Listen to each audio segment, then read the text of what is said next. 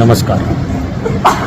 મારી વિધાનસભાના તમામ નાગરિકો અને આગેવાનોને જણાવવાનું કે જે પ્રકારે પંચાયતોના ઇલેક્શન નજીક આવી રહ્યા છે ત્યારે મારી પંચાયત એટલે કે મારી વિધાનસભાની પંચાયતોમાં જ્યાં ઇલેક્શનો છે અને તે પંચાયત સમરસ થશે તે તમામને સરકારી સહાય તો મળતી જ હોય છે. સમરસ પંચાયતોને પણ વધારાની ગ્રાન્ટ સ્વરૂપે વિકાસના કામો થાય તે માટે જે પંચાયતો સમરસ થશે તે પંચાયતોને મારી ગ્રાન્ટમાંથી એટલે કે ધારાસભ્યની ગ્રાન્ટમાંથી 10 લાખ રૂપિયાની ગ્રાન્ટ હું અલગથી ફાળવણી કરીશ.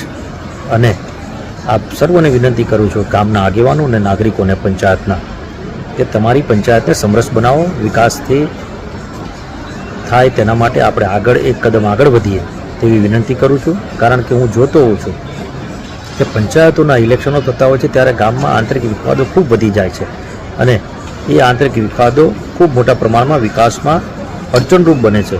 ત્યારે તમામ આગેવાનો અને ગ્રામ પંચાયતોના નાગરિકોને વિનંતી કરું છું કે મારી વિધાનસભામાં આવતી તમામ પંચાયતો અને ગુજરાતની તમામ પંચાયતોના જ્યાં ઇલેક્શનો છે ત્યાં તે લોકોને પણ વિનંતી કરું છું કે સમરસ પંચાયત બનાવો તેવી વિનંતી. અને મારી વિધાનસભાના તમામ પંચાયતો જે સમરસ થાય તે પંચાયતોને 10 લાખ રૂપિયાની હું ગ્રાન્ટની ફાળવણી કરીશ. તે ધ્યાન ઉપર લેવા વિનંતી.